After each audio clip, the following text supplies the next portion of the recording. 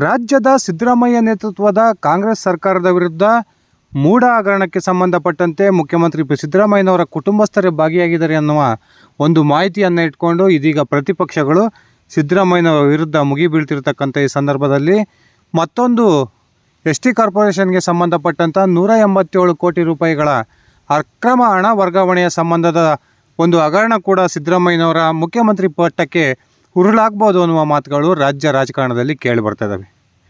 ಇದೇ ಸಂದರ್ಭದಲ್ಲಿ ರಾಜ್ಯದ ಪ್ರತಿಪಕ್ಷಗಳಿಗಿಂತ ಹೆಚ್ಚಾಗಿ ಕಾಂಗ್ರೆಸ್ನಲ್ಲಿಯೇ ಮುಖ್ಯಮಂತ್ರಿಯ ಬದಲಾವಣೆಯ ಕೂಗು ಬಹುದೊಡ್ಡ ಮಟ್ಟದಲ್ಲಿ ಕೇಳಿಬರ್ತಿರ್ತಕ್ಕಂಥ ಈ ಸಂದರ್ಭದಲ್ಲಿ ರಾಜ್ಯದ ಕಾಂಗ್ರೆಸ್ನ ಹಿರಿಯ ನಾಯಕರು ಇದೀಗ ಮುಖ್ಯಮಂತ್ರಿ ಪಟ್ಟಕ್ಕಾಗಿ ಇನ್ನಿಲ್ಲದ ಕಸರತ್ತನ್ನು ನಡೆಸ್ತಾ ಇದ್ದಾರೆ. ಇದೇ ಸಂದರ್ಭದಲ್ಲಿ ಅತ್ಯಂತ ಅಚ್ಚರಿಯ ರೀತಿಯಲ್ಲಿ ಸಿದ್ದರಾಮಯ್ಯನವರ ಒಂದು ಅತ್ಯಾಪ್ತ ಬಳಗದಲ್ಲಿ ಗುರುತಿಸಿಕೊಂಡಿರ್ತಕ್ಕಂಥ ಹಲವಾರು ನಾಯಕರು ಮುಖ್ಯಮಂತ್ರಿ ಪಟ್ಟದ ಮೇಲೆ ಕಣ್ಣಿಟ್ಟು ಆ ಒಂದು ಸ್ಥಾನಕ್ಕಾಗಿ ಪ್ರಯತ್ನವನ್ನು ಮುಂದುವರಿಸಿರ್ತಕ್ಕಂಥದ್ದು ಸಿದ್ದರಾಮಯ್ಯನವರಿಗೆ ಒಂದು ರೀತಿಯ ಆತಂಕವನ್ನು ತಂದೊಡ್ಡಿದೆ ಅಂತಕ್ಕಂಥ ಮಾತುಗಳು ಕೇಳಿ ಬರ್ತಾ ಇದ್ದಾವೆ. ಸಹಜವಾಗಿಯೇ ಸಿದ್ದರಾಮಯ್ಯನವರ ನಂತರ ರಾಜ್ಯದ ಮುಖ್ಯಮಂತ್ರಿ ಆಗ್ತಾರೆ ಡಿ ಕೆ ಶಿವಕುಮಾರ್ ಅಂತ ಅನ್ನುವ ಮಾತುಗಳು ರಾಜಕೀಯ ವಲಯದಲ್ಲಿ ಕೇಳಿ ಬರ್ತಾ ಇದ್ವು. ಆದರೆ ಈಗ ಸದ್ಯದ ಕರ್ನಾಟಕ ಕಾಂಗ್ರೆಸ್ನ ಬೆಳವಣಿಗೆಯನ್ನು ನೋಡಿದರೆ ಮುಖ್ಯಮಂತ್ರಿ ಕನಸು ಡಿ ಕೆ ಶಿವಕುಮಾರ್ ಅವರಿಗೆ ಬಹುದೂರ ಅಂತ ಮಾತುಗಳು ಕೂಡ ಕೇಳಿ ಬರ್ತಾ ಇದ್ದಾವೆ. ಇದೇ ಸಂದರ್ಭದಲ್ಲಿ ಮುಖ್ಯಮಂತ್ರಿ ಸಿದ್ದರಾಮಯ್ಯನವರ ಅತ್ಯಾಪ್ತ ಬಳಗದಲ್ಲಿ ಗುರುತಿಸಿಕೊಂಡಿದ್ದಂತಹ ಅವರ ಬಹುದಿನಗಳ ರಾಜಕೀಯ ಜೀವನದ ಆಪ್ತ ಗೆಳೆಯನೂ ಆಗಿರ್ತಕ್ಕಂಥ ಸತೀಶ್ ಜಾರಕಿಹೊಳಿ ಅವರು ಇದೀಗ 2 ಪ್ರಮುಖ ಸ್ಥಾನಗಳ ಮೇಲೆ ಕಣ್ಣಿಟ್ಟಿದ್ದು ಡಬಲ್ ಗೇಮನ್ನು ಶುರು ಹಚ್ಕೊಂಡಿದ್ದಾರೆ ಎನ್ನುವ ಮಾತುಗಳು ಕೇಳಿ ಬರ್ತಿದ್ದಾವೆ. ಈ 2 ಪ್ರಮುಖ ಸ್ಥಾನಗಳ ಮೇಲೆ ಕಣ್ಣಿಟ್ಟಿರ್ತಕ್ಕಂಥದ್ದು ಡಿ ಕೆ ಶಿವಕುಮಾರ್ ಅವರನ್ನೇ ಟಾರ್ಗೆಟ್ ಮಾಡಿಕೊಂಡು ಅನ್ನುವ ಮಾತುಗಳು ಕೂಡ ಕೇಳಿ ಬರ್ತಿದ್ದು, ಈ 2 ಸ್ಥಾನಗಳ ಮೇಲೆ ಕಣ್ಣಿಟ್ಟಿರ್ತಕ್ಕಂಥ ಸತೀಶ್ ಜಾರಕಿಹೊಳಿ ಅವರು ಈ 2 ಸ್ಥಾನಗಳಲ್ಲಿ ಡಿ ಕೆ ಶಿವಕುಮಾರ್ ಅವರಿಗೆ ಅವಕಾಶವನ್ನು ತಪ್ಪಿಸಬೇಕು ಅನ್ನೋ ಉದ್ದೇಶಕ್ಕೆ ಇದೀಗ ಡಬಲ್ ಗೇಮನ್ನು ಆಡ್ತಿದ್ದಾರೆ ಅನ್ನುವ ಒಂದು ಮಾತುಗಳು ರಾಜ್ಯ ರಾಜಕೀಯ ವಲಯದಲ್ಲಿ ಅದರಲ್ಲೂ ಕೂಡ ಕಾಂಗ್ರೆಸ್ನಲ್ಲಿ ಬಹುಜೋರಾಗಿ ಕೇಳಿ ಬರ್ತಿದ್ದಾವೆ. ಸಿದ್ದರಾಮಯ್ಯನವರ ನಂತರ ನಾನು ರಾಜ್ಯದ ಮುಖ್ಯಮಂತ್ರಿ ಆಗಬೇಕು ಅನ್ನುವ ಕನಸನ್ನು ಹೊತ್ತಿರತಕ್ಕಂಥ ಸತೀಶ್ ಜಾರಕಿಹೊಳಿ ಅವರು ಈಗಾಗಲೇ ತನ್ನ ಬೆಂಬಲಿಗರ ಶಾಸಕರ ಸಂಖ್ಯೆಯನ್ನು ಕೂಡ ಹೆಚ್ಚಿಸ್ಕೊಳ್ತಕ್ಕಂಥ ಒಂದು ಪ್ರಯತ್ನಕ್ಕೆ ಕೈ ಹಾಕಿದ್ದಾರೆ. ಮೊನ್ನೆ ದೆಹಲಿಗೆ ಹೋದಂಥ ಸಂದರ್ಭದಲ್ಲಿ ತನ್ನ ಪಕ್ಷದ ಹೈಕಮಾಂಡ್ ನಾಯಕರ ಮುಂದೆ ತನಗಿರ್ತಕ್ಕಂಥ ಶಾಸಕರ ಬಲಾಬಲದ ಒಂದು ಪಟ್ಟಿಯನ್ನು ಕೂಡ ಸತೀಶ್ ಜಾರಕಿಹೊಳಿ ಅವರು ಕೊಟ್ಟು ಬಂದಿದ್ದಾರೆ ಎನ್ನುವ ಮಾತುಗಳು ಕೇಳಿ ಬರ್ತಾ ಇದ್ದು, ಸತೀಶ್ ಜಾರಕಿಹೊಳಿ ಅವರ ನಡೆ ನಿಜಕ್ಕೂ ಕೂಡ ಅಚ್ಚರಿಯನ್ನು ಉಂಟು ಮಾಡ್ತಾ ಇದೆ. ಬನ್ನಿ ಸ್ನೇಹಿತರೆ, ಸತೀಶ್ ಜಾರಕಿಹೊಳಿ ಅವರು ಯಾವ 2 ಸ್ಥಾನಗಳ ಮೇಲೆ ಕಣ್ಣಿಟ್ಟು ಈ ರೀತಿಯ ಡಬಲ್ ಗೇಮನ್ನು ಆಡ್ತಾ ಇದ್ದಾರೆ, ನಿಜಕ್ಕೂ ಕೂಡ ಸತೀಶ್ ಜಾರಕಿಹೊಳಿ ಅವರು ಡಿ ಕೆ ಶಿವಕುಮಾರ್ ಅವರನ್ನು ಯಾಕೆ ಟಾರ್ಗೆಟ್ ಮಾಡ್ತಿದ್ದಾರೆ ಅನ್ನೋದನ್ನು ತಿಳ್ಕೊಂಡು ಬರೋಣ. ಅದಕ್ಕಿಂತ ಮುಂಚೆ ನೀವಿನ್ನು ನನ್ನ ಇಟ್ಟಿಗೆ ಮಂತ್ ಯೂಟ್ಯೂಬ್ ಚಾನಲ್ಗೆ ಸಬ್ಸ್ಕ್ರೈಬ್ ಮಾಡ್ಕೊಂಡಿಲ್ಲ ಅಂದರೆ ದಯವಿಟ್ಟು ಸಬ್ಸ್ಕ್ರೈಬ್ ಮಾಡಿಕೊಂಡು ಬೆಲ್ ಬಟನ್ನ ಕ್ಲಿಕ್ ಮಾಡಿ. ನಾನು ಕೊಡ್ತಕ್ಕಂಥ ಮಾಹಿತಿ ನಿಮ್ಗೆ ಇಷ್ಟ ಆಗಿದ್ದರೆ ಈ ವಿಡಿಯೋಗೆ ಲೈಕ್ ಮಾಡಿ, ಶೇರ್ ಮಾಡಿ, ಕಮೆಂಟ್ ಮಾಡಿ. ಸ್ನೇಹಿತರೆ, 135ಕ್ಕೂ ಹೆಚ್ಚು ಶಾಸಕರ ಬಲವನ್ನು ಹೊಂದಿರತಕ್ಕಂಥ ಸಿದ್ದರಾಮಯ್ಯ ನೇತೃತ್ವದ ಕಾಂಗ್ರೆಸ್ ಸರ್ಕಾರ ಅತ್ಯಂತ ಸುಲಲಿತವಾದ ಆಡಳಿತವನ್ನು ಕೊಟ್ಕೊಳ್ತಾ ಹೋಗ್ತಾ ಇತ್ತು. ಆದರೆ ಯಾವಾಗ ಲೋಕಸಭಾ ಚುನಾವಣೆ ಮುಕ್ತಾಯವಾಯಿತೋ ಅದಾದ ನಂತರ 2 ಪ್ರಮುಖ ಹಗರಣಗಳ ಒಂದು ಆರೋಪ ಕಾಂಗ್ರೆಸ್ ಸರ್ಕಾರದ ಮೇಲೆ ಬರಸಿಡಿಲಿನಂತೆ ಬಂದಿದ್ದನ್ನು ನಾವೆಲ್ಲ ನೋಡಿದ್ದೀವಿ. ಈ 2 ಪ್ರಮುಖ ಆರೋಪಗಳಲ್ಲಿ ಮುಖ್ಯಮಂತ್ರಿ ಸಿದ್ದರಾಮಯ್ಯನವರು ಭಾಗಿಯಾಗಿದ್ದಾರೆ ಅಂತಕ್ಕಂಥ ಆಪಾದನೆಯನ್ನು ಈಗಾಗಲೇ ರಾಜ್ಯದ ಪ್ರತಿಪಕ್ಷಗಳು ಮಾಡ್ತಾ ಇದ್ದಾವೆ.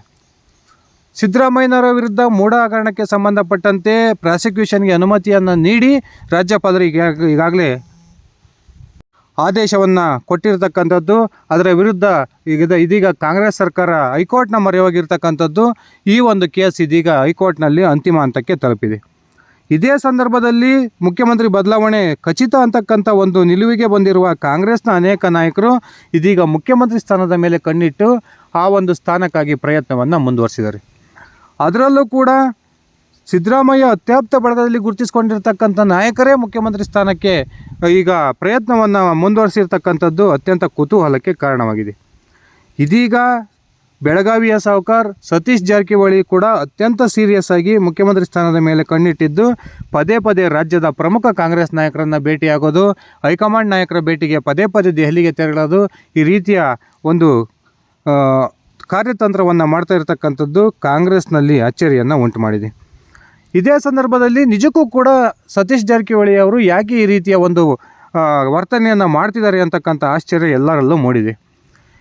ಇದೀಗ ಸತೀಶ್ ಜಾರಕಿಹೊಳಿ ಅವರ ಅತ್ಯಾಪ್ತ ಬಳಗದಿಂದ ಕೇಳಿ ಬರ್ತಿರ್ತಕ್ಕಂಥ ಪ್ರಮುಖ ಮಾತುಗಳೇನೆಂದರೆ ಸತೀಶ್ ಜಾರಕಿಹೊಳಿ ಅವರು 2 ಪ್ರಮುಖ ಸ್ಥಾನಗಳ ಮೇಲೆ ಕಣ್ಣಿಟ್ಟು ಈ ರೀತಿಯ ಒಂದು ಕಾರ್ಯತಂತ್ರವನ್ನು ಮಾಡ್ತಾ ಇದ್ದಾರೆ ಎನ್ನುವ ಮಾಹಿತಿಗಳು ಲಭ್ಯವಾಗ್ತಿದೆ. ಒಂದು ವೇಳೆ ಸಡನ್ನಾಗಿ ಮೂಢ ಹಗರಣಕ್ಕೆ ಸಂಬಂಧಪಟ್ಟಂತೆ ಪ್ರಾಸಿಕ್ಯೂಷನ್ಗೆ ರಾಜ್ಯಪಾಲರು ಅನುಮತಿಯನ್ನು ಕೊಟ್ಟಿರ್ತಕ್ಕಂಥ ವಿಚಾರವನ್ನು ಹೈಕೋರ್ಟ್ ಏನಾದರೂ ಎತ್ತಿ ಹಿಡಿದ್ರೆ ಆಗ ನೈತಿಕ ಹೊಣೆ ಮತ್ತು ಸಿದ್ದರಾಮಯ್ಯನವರು ತಮ್ಮ ಮುಖ್ಯಮಂತ್ರಿ ಸ್ಥಾನಕ್ಕೆ ರಾಜೀನಾಮೆಯನ್ನು ಕೊಡಲೇಬೇಕಾದಂಥ ಅನಿವಾರ್ಯತೆ ಬರುತ್ತೆ. ಆ ಸಂದರ್ಭದಲ್ಲಿ ಯಾವುದೇ ಕಾರಣಕ್ಕೂ ಕೂಡ ಡಿ.ಕೆ. ಶಿವಕುಮಾರ್ ಅವರಿಗೆ ರಾಜ್ಯದ ಮುಖ್ಯಮಂತ್ರಿ ಆಗೋ ಅವಕಾಶವನ್ನು ಮಾಡಿಕೊಡಬಾರ್ದು ಅನ್ನುವ ತೀರ್ಮಾನಕ್ಕೆ ಬಂದಿರತಕ್ಕಂಥ ಸಿದ್ದರಾಮಯ್ಯ ಬೆಂಬಲಿಗರು ಎಲ್ಲರೂ ಸೇರಿ ಇದೀಗ ಸತೀಶ್ ಜಾರಕಿಹೊಳಿ ಅವರಿಗೆ ಒಂದು ರೀತಿಯ ಬಲವನ್ನು ತುಂಬುತ್ತಿದ್ದಾರೆ ಅನ್ನುವ ಮಾತುಗಳು ಕೇಳಿ ಬರ್ತಾ ಇದ್ದಾವೆ. ಆದರೆ ಒಂದು ವೇಳೆ ಸಿದ್ದರಾಮಯ್ಯನವರ ವಿರುದ್ಧ ಪ್ರಾಸಿಕ್ಯೂಷನ್ಗೆ ಅನುಮತಿಯನ್ನು ಕೊಟ್ಟಿರ್ತಕ್ಕಂಥ ವಿಚಾರವನ್ನು ಹೈಕೋರ್ಟ್ ರಾಜ್ಯಪಾಲರು ತಪ್ಪು ನಡೆಯನ್ನು ಇಟ್ಟಿದ್ದಾರೆ ಅನ್ನುವ ತೀರ್ಪನ್ನೇನಾದರೂ ಕೊಟ್ಟು ಸಿದ್ದರಾಮಯ್ಯನವರ ಪರವಾದ ತೀರ್ಪು ಬಂದರೆ ಆಗ ಸಿದ್ದರಾಮಯ್ಯನವರ ಮುಖ್ಯಮಂತ್ರಿ ಕುರ್ಚಿ ಸೇಫ್ ಆಗುತ್ತೆ. ಈ ಸಂದರ್ಭದಲ್ಲೂ ಕೂಡ ತಮ್ಮ ಶಕ್ತಿ ಪ್ರದರ್ಶನಕ್ಕೆ ಇಳಿದಿರ್ತಕ್ಕಂಥ ಸತೀಶ್ ಜಾರಕಿಹೊಳಿ ಒಂದು ವೇಳೆ ಸಿದ್ದರಾಮಯ್ಯನವರ ಮುಖ್ಯಮಂತ್ರಿ ಕುರ್ಚಿ ಸೇಫ್ ಆಗಿದ್ದೆ ಆದರೆ ಆಗ ತಾನು ಶೀಘ್ರದಲ್ಲಿಯೇ ರಾಜ್ಯದ ಉಪಮುಖ್ಯಮಂತ್ರಿ ಆಗಬೇಕು ಅನ್ನುವ ಆಗ್ರಹವನ್ನು ತಮ್ಮ AICC ನಾಯಕರ ಮುಂದೆ ಈಗಾಗಲೇ ಇಟ್ಟಿದ್ದಾರೆ ಅಂತಕ್ಕಂಥ ಮಾಹಿತಿಗಳು ಕೂಡ ಕೇಳಿ ಬರ್ತಾ ಇದ್ದಾವೆ. ಒಂದು ವೇಳೆ ಸಿದ್ದರಾಮಯ್ಯನವರು ಮುಖ್ಯಮಂತ್ರಿ ಸ್ಥಾನದಿಂದ ಇಳಿದ್ರೆ ತಾನು ರಾಜ್ಯದ ಮುಖ್ಯಮಂತ್ರಿ ಆಗಬೇಕು, ಸಿದ್ದರಾಮಯ್ಯನವರು ಏನಾದರೂ ಮುಖ್ಯಮಂತ್ರಿ ಸ್ಥಾನದಲ್ಲೇ ಮುಂದುವರೆದ್ರೆ ನಾನು ಶೀಘ್ರದಲ್ಲಿಯೇ ಡಿ.ಕೆ. ಶಿವಕುಮಾರ್ ಅವರಿಗೆ ಪರ್ಯಾಯವಾಗಿ ರಾಜ್ಯದ ಉಪಮುಖ್ಯಮಂತ್ರಿ ಆಗಬೇಕು ಅನ್ನುವ ಲೆಕ್ಕಾಚಾರವನ್ನು ಇಟ್ಕೊಂಡು ಇದೀಗ ತನ್ನ ಬೆಂಬಲಿಗ ಶಾಸಕರ ಬಲವನ್ನು ಹೆಚ್ಚಿಸ್ಕೊಳ್ತಕ್ಕಂಥ ಪ್ರಯತ್ನಕ್ಕೆ ಸತೀಶ್ ಜಾರಕಿಹೊಳಿ ಅವರು ಕೈ ಹಾಕಿದ್ದಾರೆ ಎನ್ನುವ ಮಾತುಗಳು ಕೇಳಿ ಬರ್ತಾ ಇದ್ದಾವೆ. ದಿನದಿಂದ ದಿನಕ್ಕೆ ಸತೀಶ್ ಜಾರಕಿಹೊಳಿ ಅವರ ಪರವಾಗಿ ಬ್ಯಾಟ್ ಬೀಸ್ತಕ್ಕಂಥ ಉತ್ತರ ಕರ್ನಾಟಕ ಶಾಸಕರ ಸಂಖ್ಯೆ ಹೆಚ್ಚಾಗ್ತಾ ಇದ್ದು ಇದು ಡಿ.ಕೆ. ಶಿವಕುಮಾರ್ಗೆ ನಿಜವಾಗ್ಲೂ ಕೂಡ ಆತಂಕವನ್ನು ತಂದೊಡ್ಡಿದೆ ಎನ್ನುವ ಮಾಹಿತಿಗಳು ಕೂಡ ಸಿಗ್ತಾ ಇದ್ದಾವೆ. ಈಗಾಗಲೇ ಸುಮಾರು 40ಕ್ಕೂ ಹೆಚ್ಚು ಶಾಸಕರ ಒಂದು ಬೆಂಬಲದ ಪಟ್ಟಿಯನ್ನು ತಮ್ಮ ಹೈಕಮಾಂಡ್ನ ನಾಯಕರಿಗೆ ಸತೀಶ್ ಜಾರಕಿಹೊಳಿ ಅವರು ರವಾನಿಸಿದ್ದಾರೆ ಎನ್ನುವ ಮಾತುಗಳು ಕೇಳಿ ಬರ್ತಾ ಇದ್ದು ಮುಖ್ಯಮಂತ್ರಿ ಸಿದ್ದರಾಮಯ್ಯನವರ ನಂತರ ನಾನು ರಾಜ್ಯದ ಮುಖ್ಯಮಂತ್ರಿ ಆಗಬೇಕು, ನನಗೆ ಸಾಕಷ್ಟು ಶಾಸಕರ ಬೆಂಬಲ ಇದೆ ಅನ್ನುವ ಒಂದು ಮಾಹಿತಿಯನ್ನು ಕೂಡ ಈಗಾಗಲೇ ತಮ್ಮ ಹೈಕಮಾಂಡ್ ನಾಯಕರಿಗೆ ತಲುಪಿಸಿದ್ದಾರೆ. ಒಂದು ವೇಳೆ ಮುಖ್ಯಮಂತ್ರಿ ಸ್ಥಾನ ಲಭಿಸದೇ ಹೋದರೆ ಆಗ ರಾಜ್ಯದ ಉಪಮುಖ್ಯಮಂತ್ರಿ ಆಗಬೇಕು ಅನ್ನುವ ಆಸೆಯನ್ನು ಇಟ್ಕೊಂಡಿರ್ತಕ್ಕಂಥ ಸತೀಶ್ ಜಾರಕಿಹೊಳಿ ಅವರು ತನ್ನ ಬೆಂಬಲಿಗರ ಶಾಸಕರ ಪಟ್ಟಿಯನ್ನು ಹೈಕಮಾಂಡ್ ನಾಯಕರಿಗೆ ಕೊಡೋದ್ರ ಮೂಲಕ ಒಂದು ರೀತಿಯ ಎಚ್ಚರಿಕೆ ಸಂದೇಶವನ್ನು ಕೂಡ ರವಾನಿಸಿದ್ದಾರೆ ಎನ್ನುವ ಮಾತುಗಳು ಕೇಳಿ ಬರ್ತಾ ಇದ್ದಾವೆ. ಈ ಹಿಂದೆಯೇ ಸತೀಶ್ ಜಾರಕಿಹೊಳಿ ಅವರು BJP ನಾಯಕರ ಸಂಪರ್ಕದಲ್ಲಿದ್ದಾರೆ ಅಂತಕ್ಕಂಥ ಮಾಹಿತಿಗಳು ಬಹಿರಂಗವಾಗಿದ್ವು. ಇದನ್ನು ಸ್ವತಃ ಸತೀಶ್ ಜಾರಕಿಹೊಳಿ ಅವರು ಕೂಡ ಪುಷ್ಟೀಕರಿಸಿದರು. ನಾನು ಕೇಂದ್ರದ BJPಯ ಮಂತ್ರಿಗಳೊಂದಿಗೆ ಈಗಾಗಲೇ ಸಂಪರ್ಕದಲ್ಲಿ ಇದ್ದು 4-5 ಸುತ್ತಿನ ಮಾತುಕತೆಗಳನ್ನು ನಡೆಸಿದ್ದೀನಿ. ಈ ಒಂದು ಭೇಟಿಯ ಸಂದರ್ಭದಲ್ಲಿ ರಾಜಕೀಯ ಮಾತುಕತೆಗಳು ಕೂಡ ನಡೆದಿದ್ದಾವೆ ಅನ್ನುವ ಮಾತನ್ನು ಬಹಿರಂಗವಾಗಿಯೇ ಸತೀಶ್ ಜಾರಕಿಹೊಳಿ ಅವರು ಹೇಳಿದರು.